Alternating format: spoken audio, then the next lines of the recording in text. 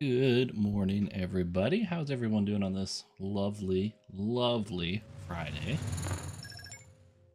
Hope everyone's doing well. I'm doing fantastic. The last few days have felt kind of like almost like a fall day. We've had a few storms coming in.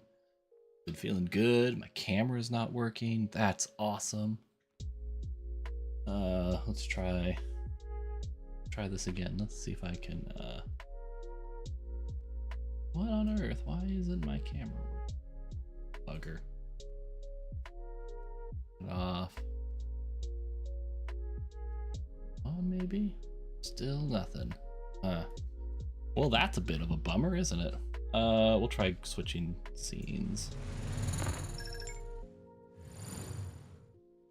And now we'll try coming back.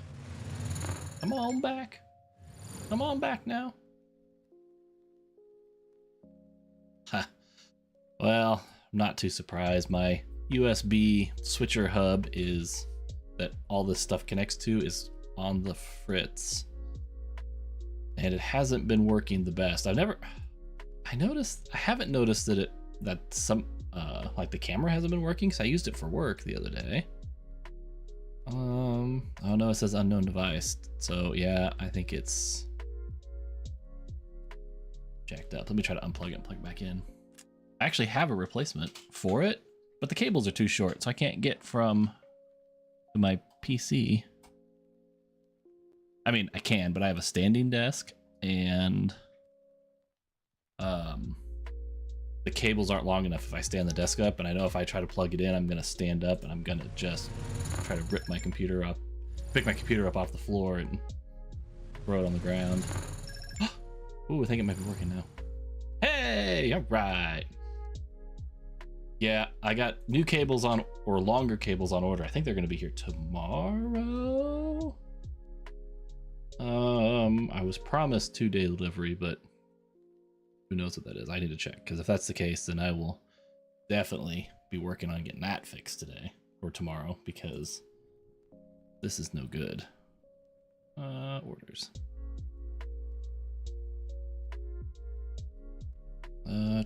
Ship tomorrow. So they'll be here tomorrow. So hopefully tomorrow this won't be a problem anymore, because my IO Gear USB switcher is just, it's at the end of its life.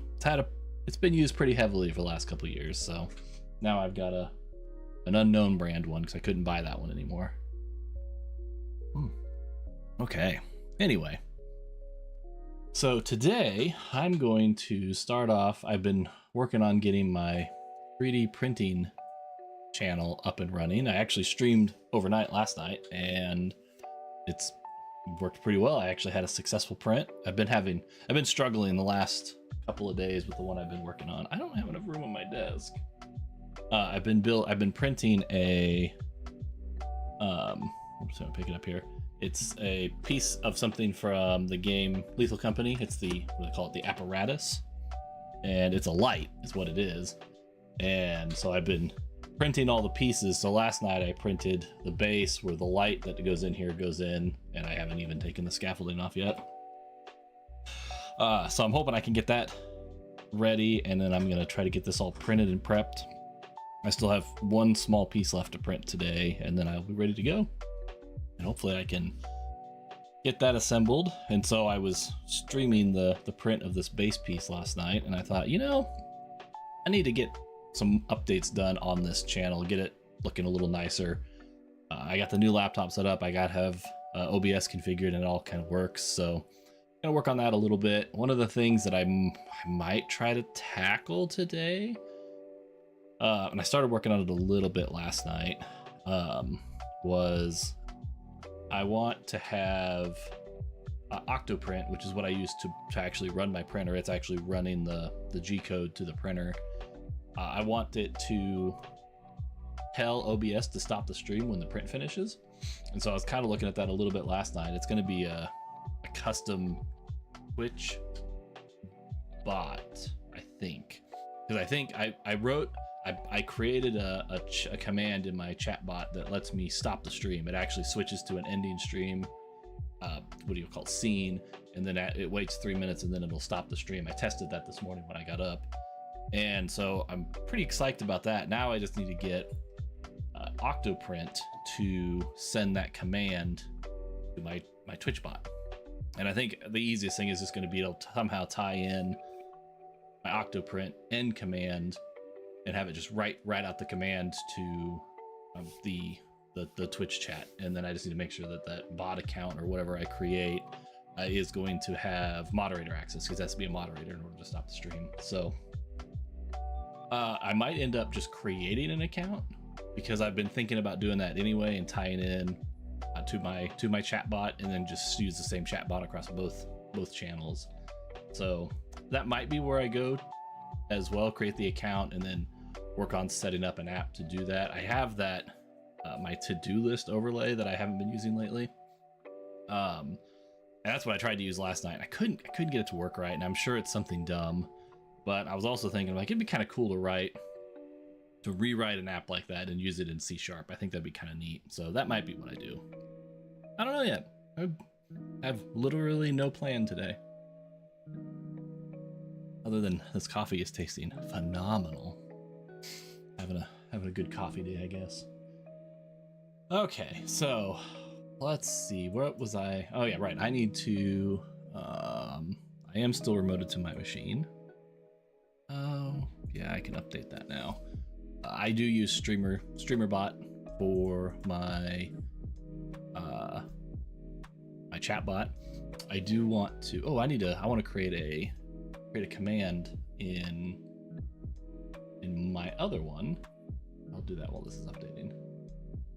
I want to create a new command, and I'm going to call it add a command. Call it 3D print. I'm going to call print. I think that's what I do. And group. We're going to call it. Well, I have chat actions. That's what I want. So chat actions. I want moderators, subscribers, and VIPs to be able to run it. Now I'm going to come here and I'll create a new one. 3D print. We're going to put that in the default queue. And we will say trigger is going to be started test command. It's core commands command trigger. That's right. Core command triggered. It'd be 3D print. And we're gonna say Twitch chat. Send a message to the channel. This is where that bot account will come in handy. But for now, it's gonna come from me. What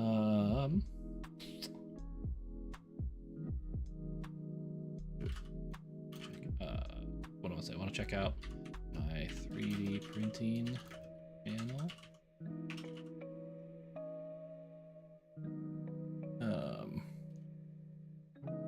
Hop on over. Oops, over to.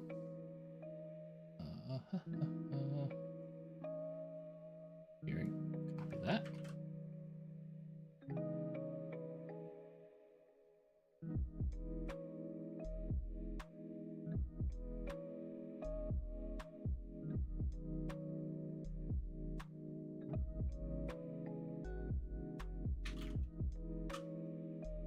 You see whenever I start printing something. Oh, I should have copied that text. And then I'm gonna send a YouTube message, and it's gonna be the same. I do not plan on streaming that one onto YouTube. It's not worth the effort. So let's try it. What is it called? 3D print? Should already be there. Bring 3D pring. Oh, look at that. came in there, and it came in there. So now let's... What? That takes me straight to it. Heck yeah. All right, well that was pretty easy.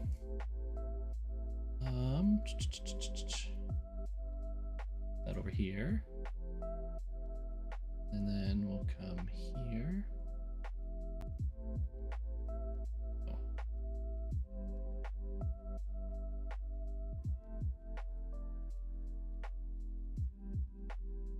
All right, so what was I doing over here? I just got started and I've already lost my train of thought. What on earth is happening to me?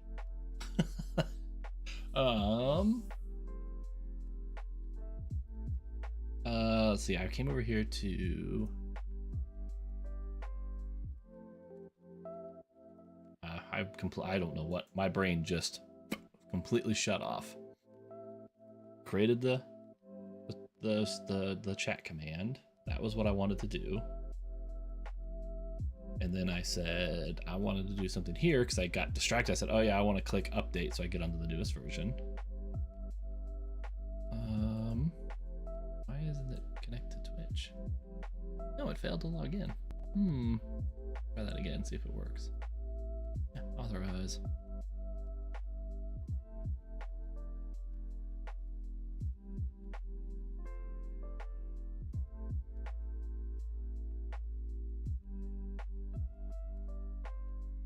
Okay, so I did that. I popped it in, and I wanted to have a complete and total utter brain fart.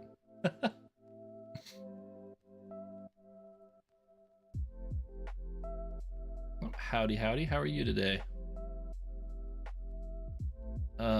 Wow, yeah, no, I'm just... Oh, I don't need to have this up. Oh, there's my printer. Kind of messy, too. Look at that mess. Look at all that mess. Gross.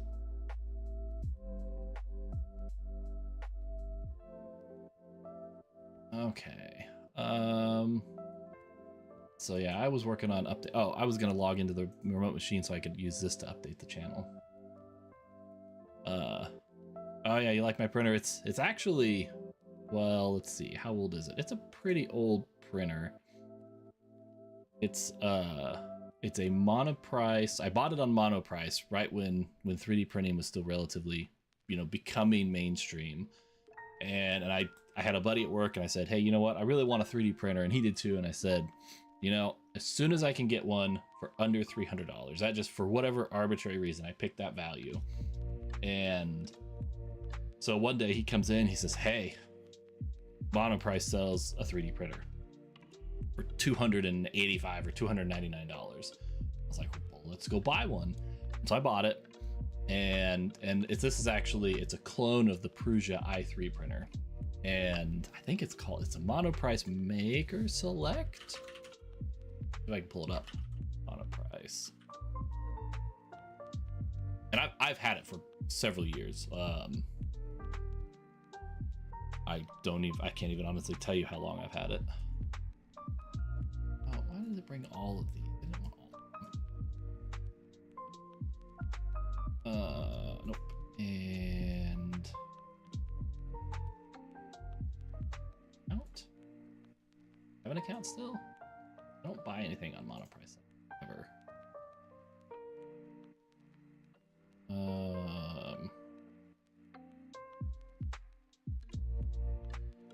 Let's go back to 2018. It was that long ago. Maybe it was even farther than that. 2016? It might have been. I think my daughter was alive when I bought it.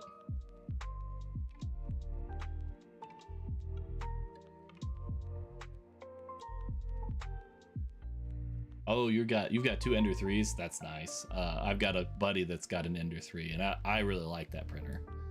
It is a pretty sweet little printer. I think this was it. Yeah, yeah. Maker Select 3D printer version 2. So I bought it in 2017. So I've had this printer for a long time. I actually have two of them. I only have one of them up on the stream at the moment because the other one is sitting in another room that's pending this setup to all get finished so I can move them all together. Two of the identical printer, because my buddy who bought the other one, he actually joined the Air Force, and when he went off to basic training and stuff, he couldn't take it with him, so he gave it to me. And so that's actually what this one is here. This is his. And oh yeah, it was super cheap back in 2017. What did I say? Or was that 2017? Yeah, 2017. When it got below $300, I was like, I'm in. And so I've been printing with it, yeah, so off and on for, 7 years essentially. And I'm actually currently thinking about saving up and buying an actual Prusa printer, buying the Mark IV, right? Is that the... I don't want the great big one because I still don't have that kind of a budget.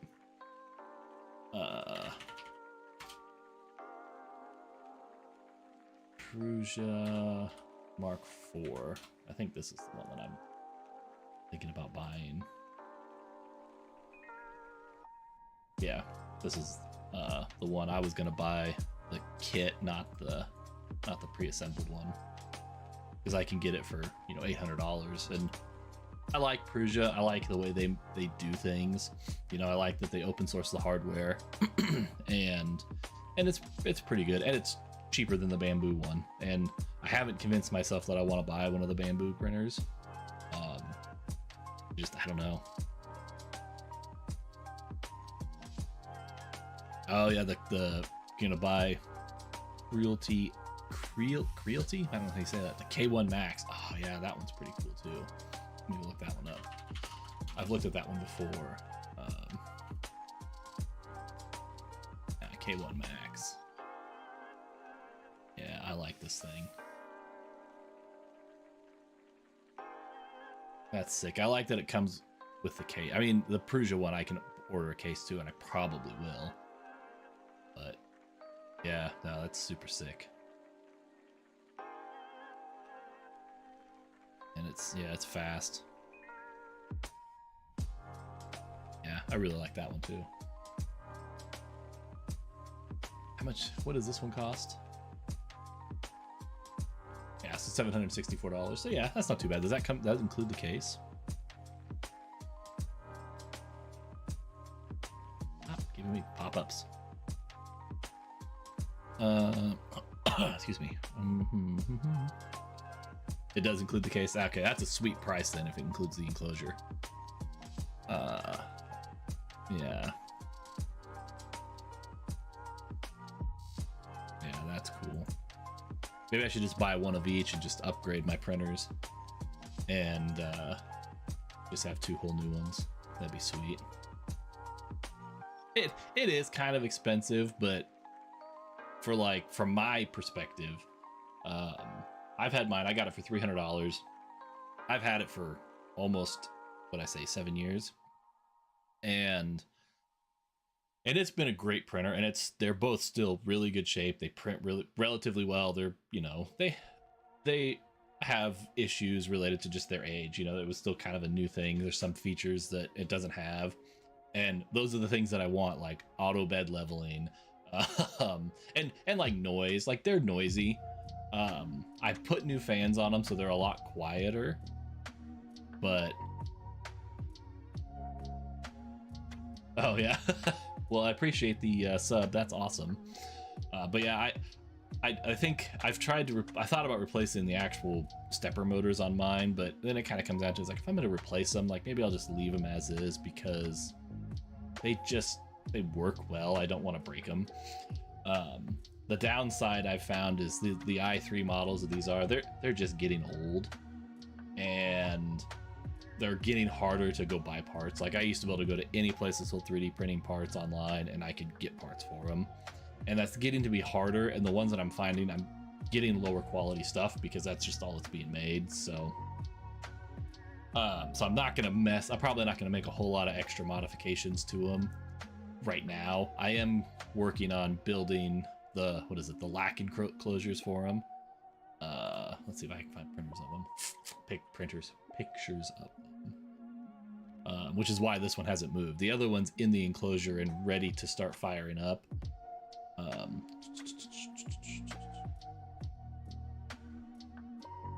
Oh, you got your Ender 3 and you abuse it, so it sounds like a fire alarm. It's so loud. Yeah. One of mine does that too. Like, well, it did it a lot worse before I replaced the fans, but yeah, every once in a while it would turn off and it would just start. Well, it was almost like a whistling, like a really high pitched whistling. It was like, I'm like, whoa. I could hear it like upstairs because my printers were in the basement. And yeah, they were nuts. Let's see if I can find my Apple photos. Here we go.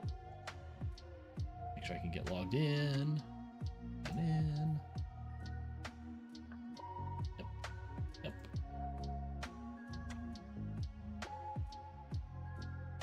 Excuse me, man, that coffee is just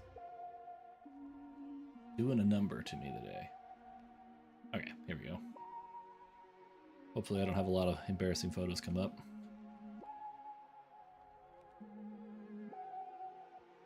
Yeah, I love the auto bed leveling. I hate that's the part that I hate the most about mine, is getting that bed leveled.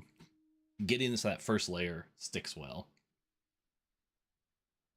I didn't create it as a photo or an album, did I? No.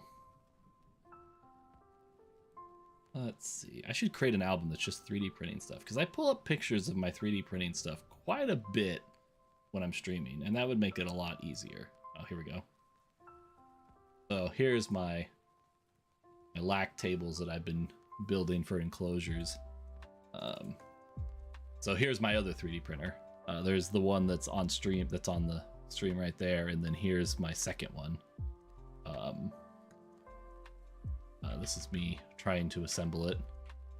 I've got it so all the power comes up, the LED lights underneath so it can light it up. That is an extremely blurry picture. We're just going to delete that one. And then this is where they're going to sit in my basement. They're both going to sit side by side. They're going to have the spools of filament there. I actually need to build a little riser so I can lift them up a little bit off the floor. And then they're both going to be streaming from there. It's actually in the room next door to me. And oh, that's not it. That's other projects. So that's what I've been working on. I've got the other table set up. I've got the lights put in, and then I've got and this is the part that I really need to spend some time on and finish. Is I have two 3D printers, two of these Monoprice ones now. And if I get two more, then I'll have four. I don't know. Actually, if I get two more, I'll probably get rid of the two that I have. Find someone to give them to or buy or sell them to. Actually, my father-in-law probably will take one. I'll probably give one to him. Oh, let's see. What was I looking for? I'm looking for my new control center that I'm building for this. So I'm building these enclosures, and then on top of them, I'm gonna have what actually is an old.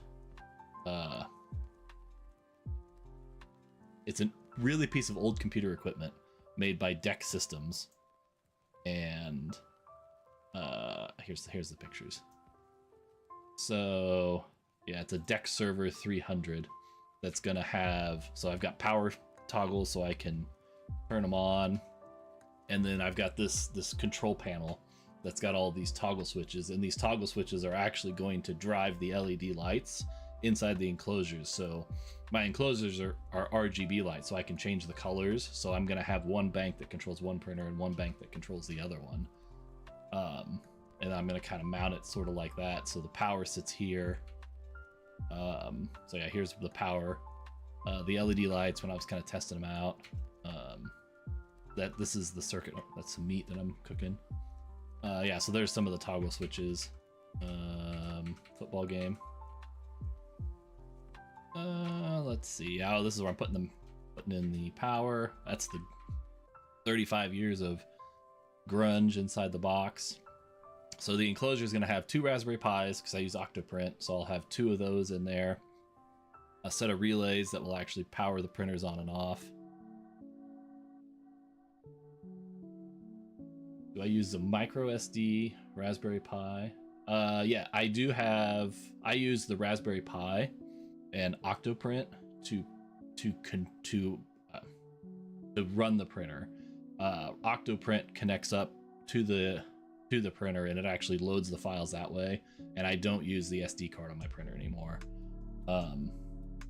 Well, that's not true. The SD card still gets used. It stores the files, but Octoprint is what I use to actually control the printer.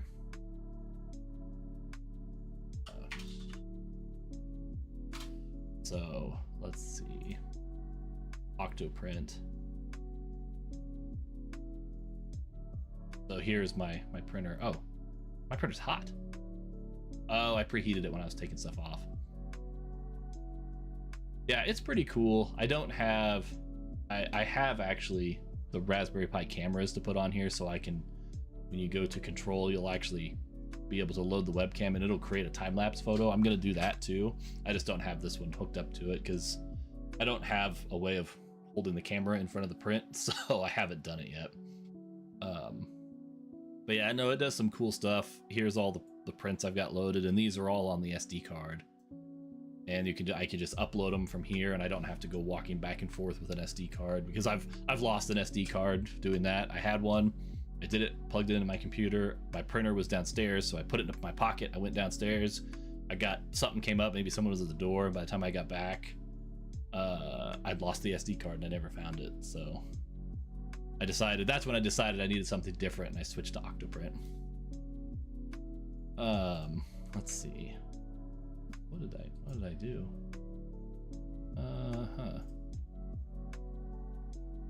Yeah, so here I've been all my design work. I should yeah, my kid. That's me punching holes in it for the LEDs, making marks. Yeah, I need to put all these. One of the things I want to work on is I want to create a little web page. Yeah, you've lost an SD card too. Yeah, they're so small. Like, it's so easy for those things to disappear. And like, my desk is black, my printers are black, the SD card is black. My office at the time had relatively dark carpet. It's like I'm sure it's still stuck in the carpet somewhere, and I just couldn't.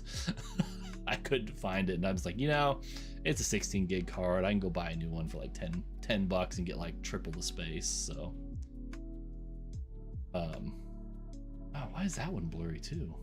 Oh no, that's a video. Okay, this is toggle switch. Oh yeah. Here's when I powered on. To just light the, all right, I don't need to hear myself talk. I don't remember what this does. Yeah, I'm gonna put. This is part of the things that I'm gonna work on. Is I'm gonna create a little web page that has all this content for this build. And yep, I flip the things on. It turns the lights on.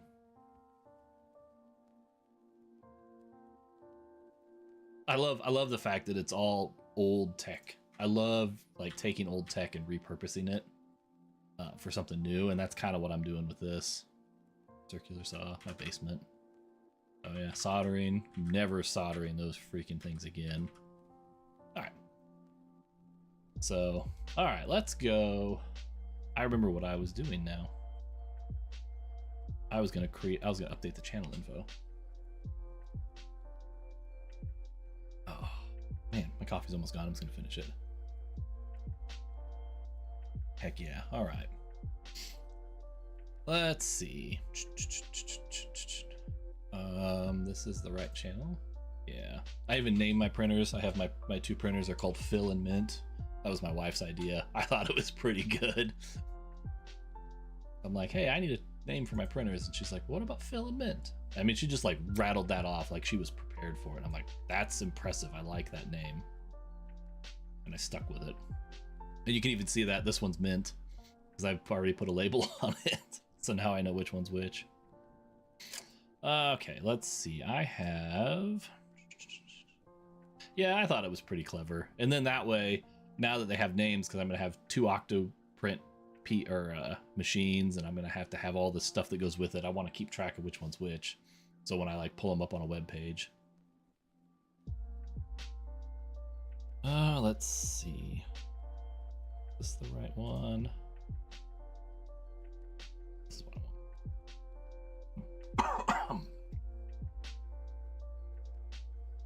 want. Let's see. Let's go to my overlay. Individual files, I think. I hope they have some stuff that will work well for, yeah, panels. This is what I want.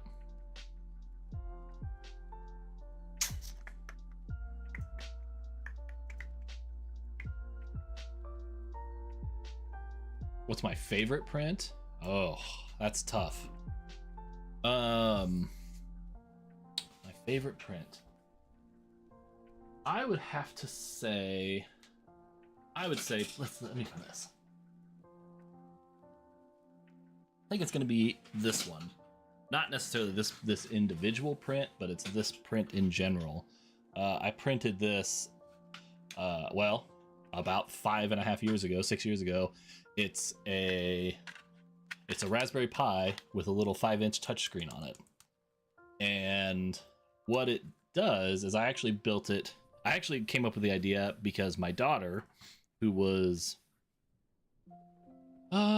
she 3 years old at the time. She wasn't very old, but she had this annoying problem of she'd get up, and as soon as she woke up, she would be ready to go for the day. And, you know, she wasn't quite old enough to really read a clock or see what time it was, because so she'd wake up at like 4 in the morning. I did not design the case. I actually found somebody that had done it, and so I kind of pirated it from them. And so what I did was I converted this into, I built a clock out of it essentially, and it's nothing fancy. It's actually more advanced than when I started, but it is just a display. It runs a Python program that just displays the time, and I have a configuration button that I can tap that just tells it to go from green to red. And so when my daughter was 3 years old, I told her, hey, if you look at the clock and the numbers are red, you will have to go back to sleep, or at least go lay down. And she used it for, like 7 years or something like that. And, you know, I made some modifications and I updated it for her. And she used, actually, before we did this, she wanted it to play sound. Just so she had an alarm. She wanted an alarm clock, but her room didn't like fit well to hold like a real alarm clock. And so I thought, well, I might be able to do something. And I started working on it. I made a few changes. I integrated the ability to play sound. And then, you know, she kind of decided she didn't want it anymore. So I actually have two of these. I have one that was my daughter's, the pink one, and then my son has a blue one. And my son still uses his in his room all the time. And it always has the correct time. It always, I think it updates itself every couple minutes, because the Raspberry Pi doesn't have an internal clock. So when it runs, it tends to drift really badly. So I wrote the app to go in. It would display the time. It blinks so you can see that it's working. And then every so often I go and I tell it to refresh the time from a time server, like a NIST time server. And yeah, so this is probably my favorite print that I've ever done, because it was cool. It was one of these things. I kind of had this idea in my head of like, here's kind of what I want. I found somebody that said, hey, actually I was searching for the screen, I think is what I was looking for. I was looking for a little display for my Raspberry Pi, and it was before like Raspberry Pi hats were around. And I found this. It's a cheap Chinese touchscreen, and the website that I found that had it, they said, hey, you can do that, and if you want, you can print a little case and it works for it. And it does. I've got access to the USB ports and the Ethernet cable on the side. The screen actually comes with this little HDMI plug that just lets me plug in from the Pi straight to the display. And it's pretty slick. I think it's a pretty awesome little thing. And the code for it is relatively simple. It's just a Python program. I've written a little bit more fancy things to it, like you can change the fonts and stuff like that now. I think it's still not perfect, but I kind of stopped working on it because, like I said, my daughter was kind of lost interest in having it in her room. I think she would still like it for other things, and we talked about it not that long ago. if it was something she still wanted to use, and she said yes, but she wasn't quite sure what she wanted. So it's been sitting in my office for a better part of a year now, and it hasn't done much. But I love it, the fact that it's a touchscreen. It works relatively well.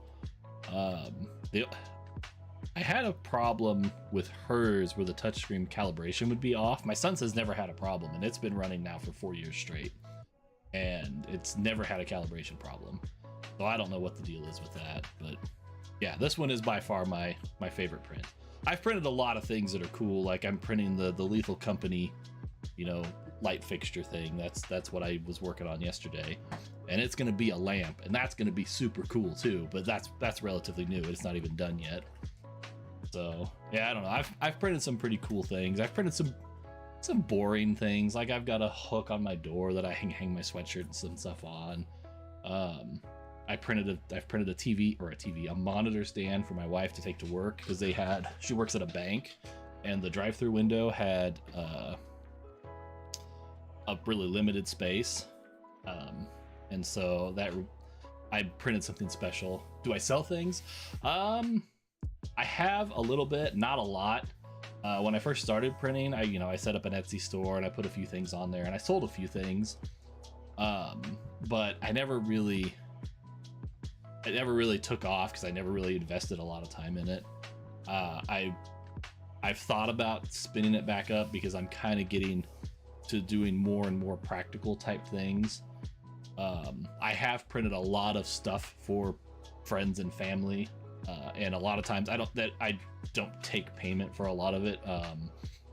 My father-in-law, I've printed a whole bunch of stuff for him. He's an amateur astronomer, but he's very really into it. And so I was printing these little clip things to hold the power connectors for all the different things. And he wanted to pay me for them. I'm like, it's not really a lot of effort. I told him, I'm like, if I print you a couple dozen of these things, buy me a spool of filament. That's all I care about. That covers my costs. That's really it, because the cost for printing is relatively low. But yeah, I haven't really gotten into the whole selling of things because I haven't invested enough time to find something that a lot of people want to print some and have them on hand. But then when you're I had a lot of problems originally. I was like, well, I'll just print to order. Well, sometimes the prints take a long time, or sometimes they fail.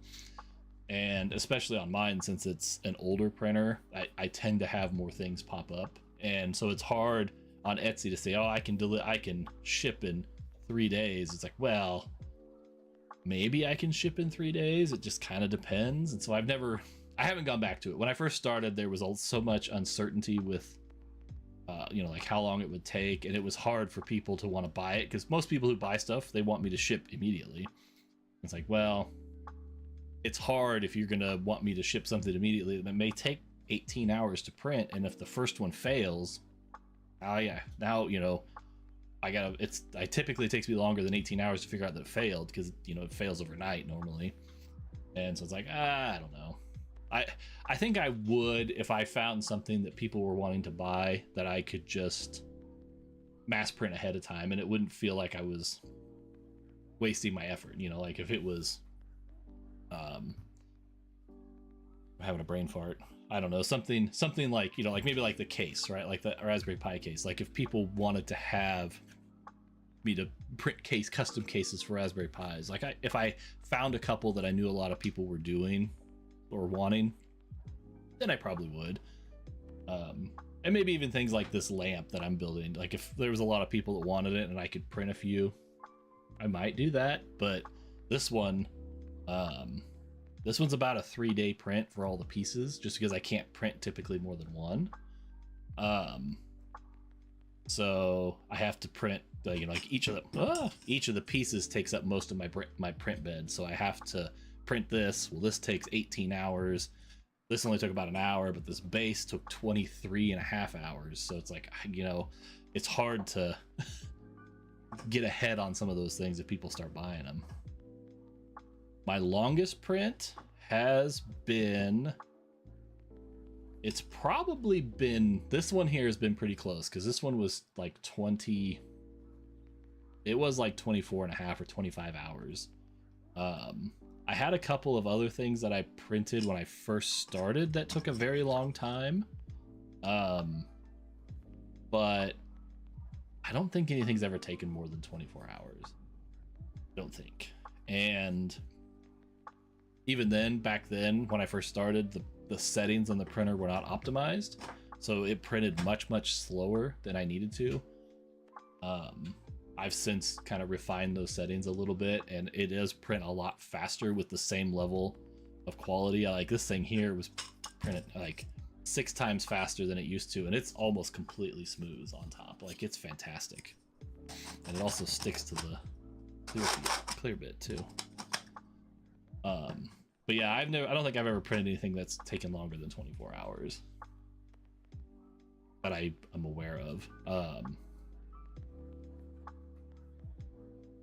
I don't think so. I used to keep track. I used to have a notebook of everything I've always printed and how long it took and about how much filament it took and all that kind of stuff. But I kind of went away from that just because I was lazy. It's really what it came down to. I just got lazy. Edits.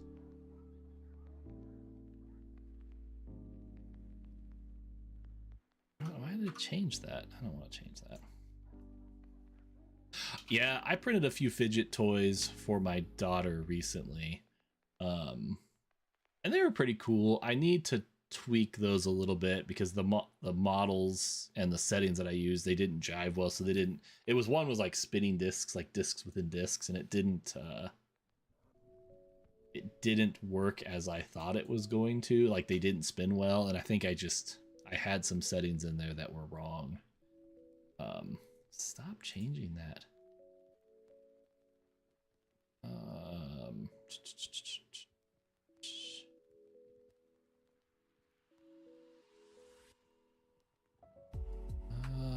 Schedule. I'm not putting that in there. Featured content.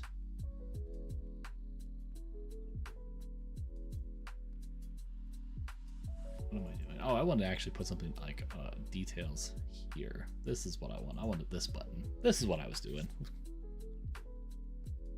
This makes me do the same thing. Sold Roctopuses at school and they were all over. That's cool. Yeah. I think that something like that would work well. I've given away a lot of the stuff I've printed, especially I've done some stuff for coworkers.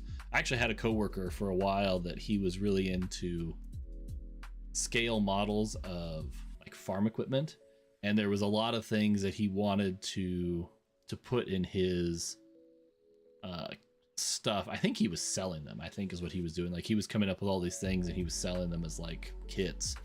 And so I printed a lot of things that you can't just go buy. Like I was printing scale models of water tanks and the other different farm equipment that's not like the tractors and the trailers, but things that go on them for him. So he was sending me pictures of all these things with the dimensions, and I would scale them down and I would try to draw them. And I am not a 3D editor. I can't do that kind of stuff very well. But I tried and I did all right. I printed several of them for him. Oh yeah, that's cool. Printing some jet models. That's awesome.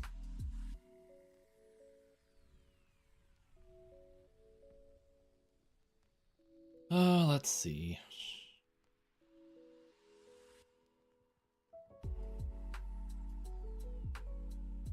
Content, I think is really what I want. Do I? I don't even know.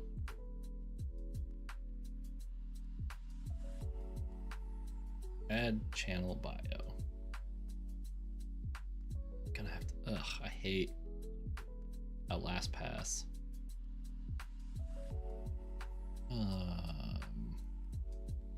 Settings. I need to turn off automatically fill in login information. Let's see if it stops doing that, because I don't want it to do that.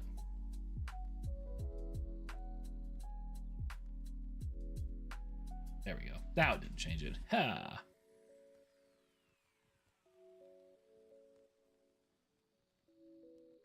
Alright, bio.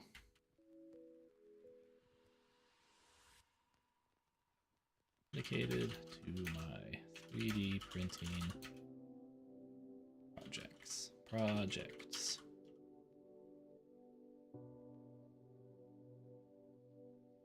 I currently have 2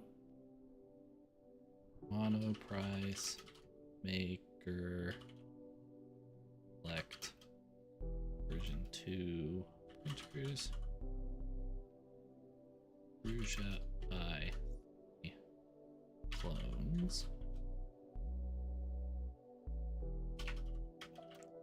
Print fun and useful things. Good enough. I'll have to definitely refine that a little bit once I figure out what I want it to really have.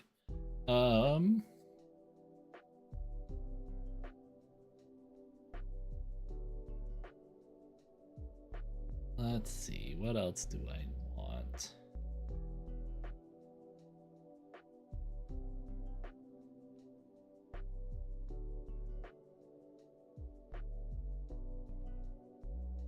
Let's edit the panels and let's put some.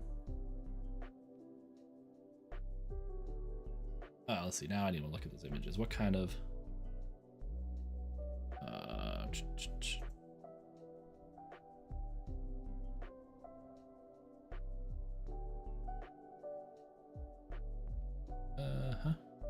Yep. Blank, cheer, Discord. All right, so we'll create a couple of them. We'll start with add an image panel. We will start with this and individual files, panels.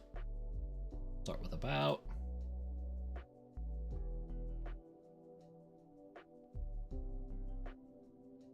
Let's see. 3D printing channel. Happen in here. Just random messages. Let's see. Welcome to my 3D printing channel. Where I'm gonna say try to print fun and useful things.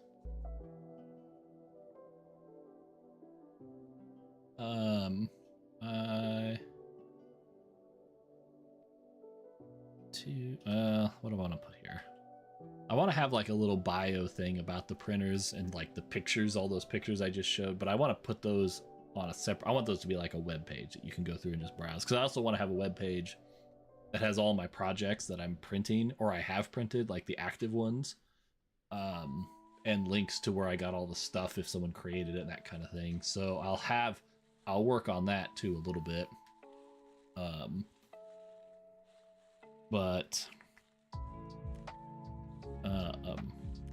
We'll start with this. We'll do it in chunks. Yeah. Submit.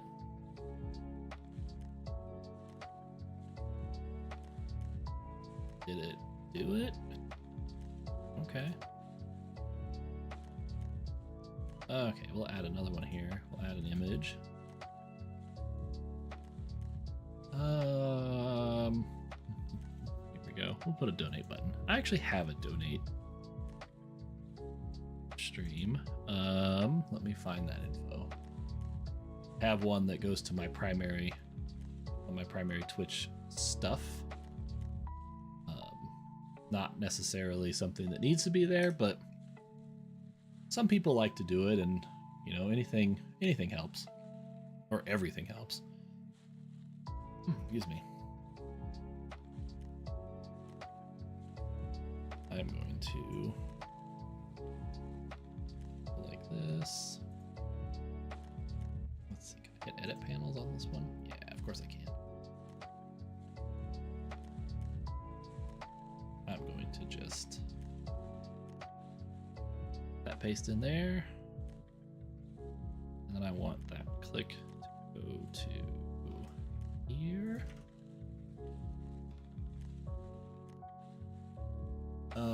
Let's see, what else can I add? I don't really have any socials that are tied to this particular information.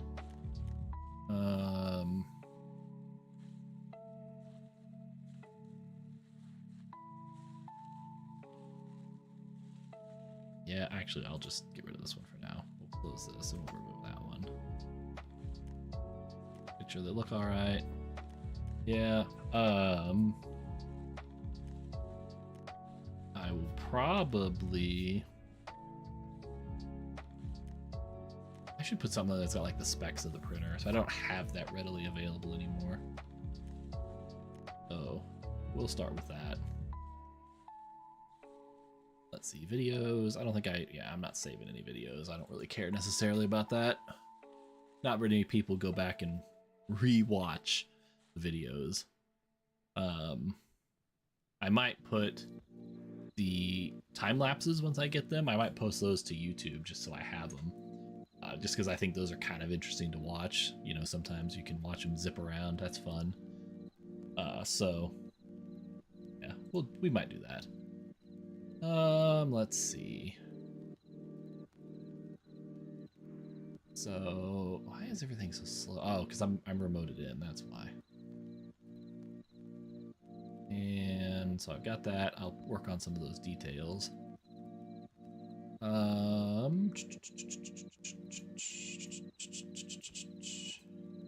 think that's about it. For now, at least. That's a good... It's not great, but I don't intend to make it perfect on the first go-around. I do want to just get something out there that looks halfway decent, has some information.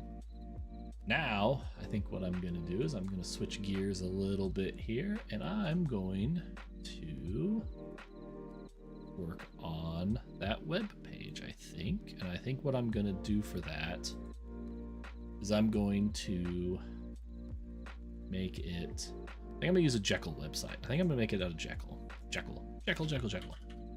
Because then I can use... It's natively used in GitHub and some of my other projects I want to use to store like documentation. Not Jekyll Island. Jekyll static site generator. Will it go? It will go. Okay. So now we are going to do that. I found a couple of themes I thought were pretty cool. Ooh, got a text message.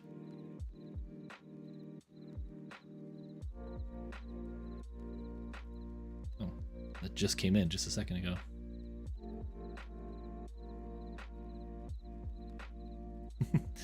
My wife is taking some time off because she's got to go get a sleep study done. And she was going to go like just a half day. She was going to go to the doctor's appointment and then go to work. Well, it's a pretty long drive. She drives about 45 minutes to get to work, but her doctor's appointment is like an hour away in the opposite direction. So it'd be a long drive back to work. And all of her coworkers are like, stay home. It's fine. Just stay home. And she's like, I think they're conspiring to get me. And so it's been kind of like this ongoing thing. Her boss was like, why are you even going in? And all of us like, why are you going to work? You're going to be gone for half the day. It's like, it's not worth it. Just stay home. And she even got a text message that was accidentally sent to her that the coworkers were sending to each other so they would all send her a message to stay home. And then she keeps getting messages like, oh yeah, it's boring here. It's slow. Don't bother coming in. And so she's like, I guess I'm staying home. Let's see. Yeah, this is the one I want, I think. Which site is this on? Jamstack themes? Themeses?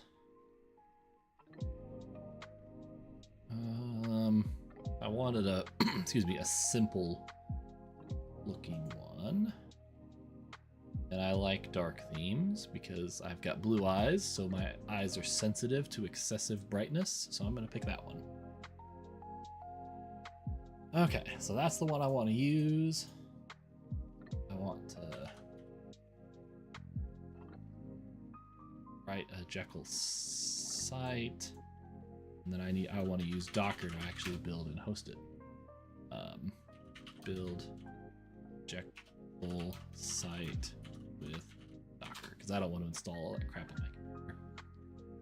Let's see, Docker's not running. So let's start it up.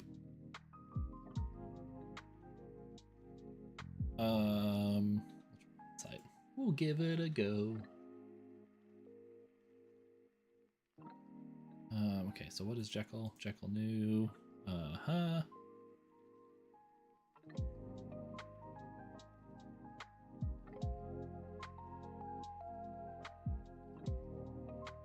Docker run volume interactive Jekyll new. Okay, so let's just see if I can do that. Let's just see if I can just make it. It's gonna work. So we're gonna pick D. Get in projects, I think. Yeah, this is where I do my Steam commands. Steam Server Command Center. So we'll do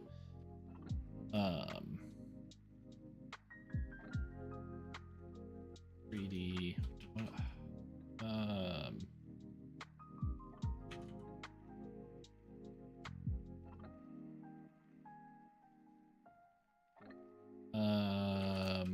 So oops. SRC. I think that's probably. So now let's try this. We're gonna say Docker run rem volume is gonna be equal to /programs projects. I don't remember how to do it correctly with a variable, so we'll just actually type it all out. Craft site source srv jekl it Jekyll. I actually don't want to care about the version. I want it to be the latest. Nose is itching. Itching a lot.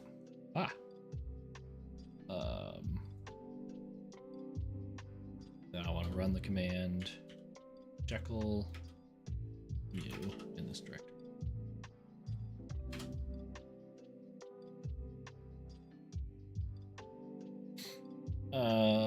Okay. Let's see. Operation is not permitted.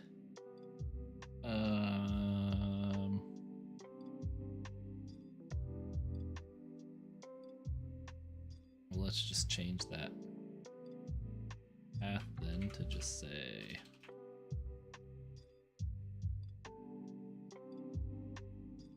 invalid mount point.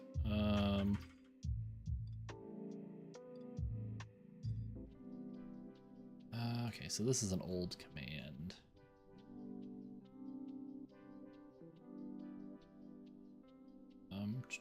Oh, that's from 2018. Yeah, no wonder. Maybe that one will be more useful.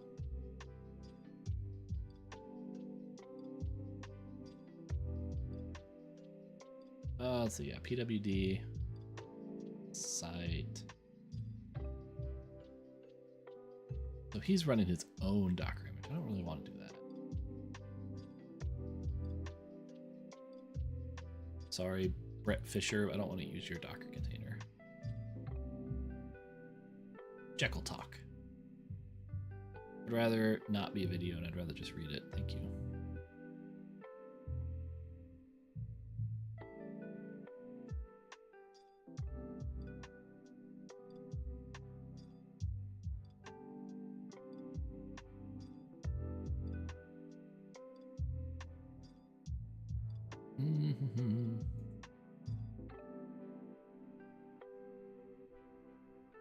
Maybe you do have to create your own Docker. That would suck. I don't really want to do that.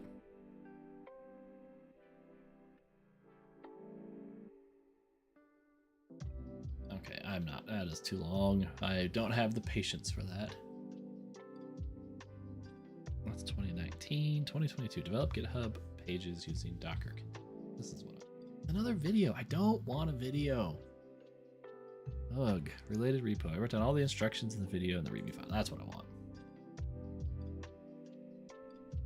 And this supports my YouTube video.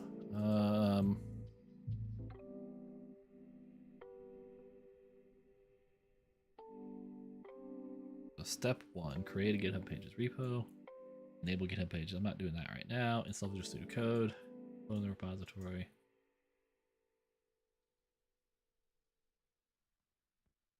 Determine your Docker images.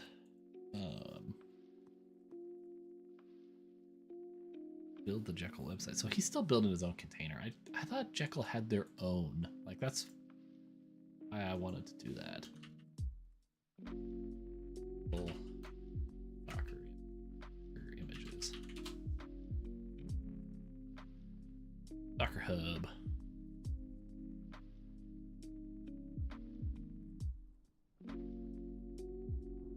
What is this? What is this nonsense?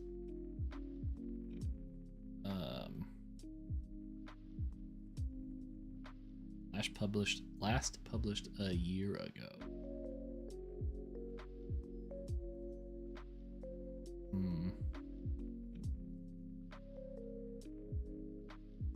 That's kind of cool. Oh, I see. It was a specific release, and so I was looking at what's in the image layers. Okay. Overview. Docker Jekyll. Okay. Usage.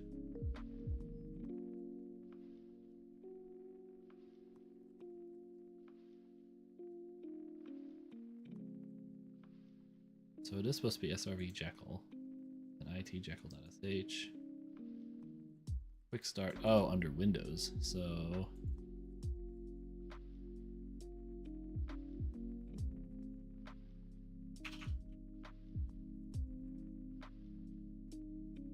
sent CD. Was that? Yeah, it doesn't know that.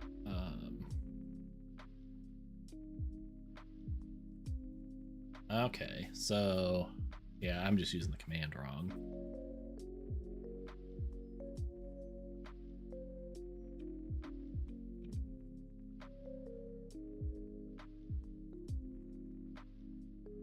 Okay, so let's back here and we'll start with Jekyll. Oh, I can't see it. Put it over top. I've got that. I've got that container. AIT, and then I say sh-c chown. No, that's the wrong one. Come on. Sh command chown -r jekYll usr gem and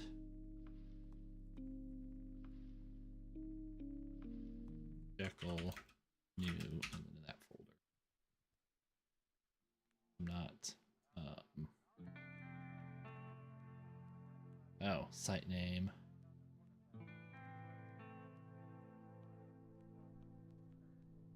Oh, I don't know if it really matters.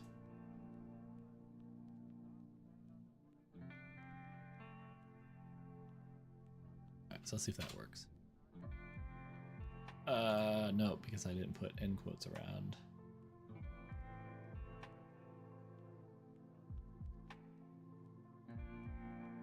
Can I just do that?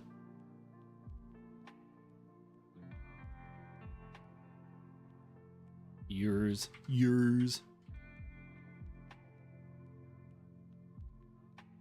USR. Can I create something? Definitely thinking. Open up that folder. Projects.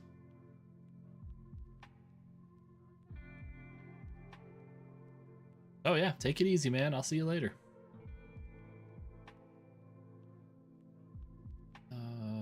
Site source. Oh no, it actually did it.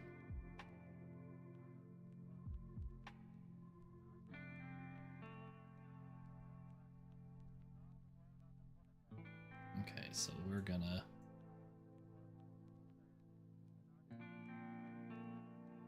oh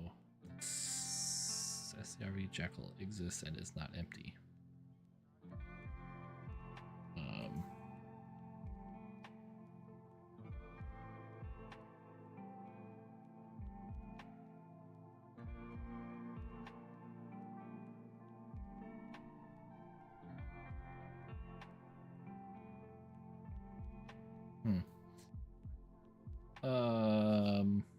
So what would I do here to change that? Well, I'm going to delete all these files.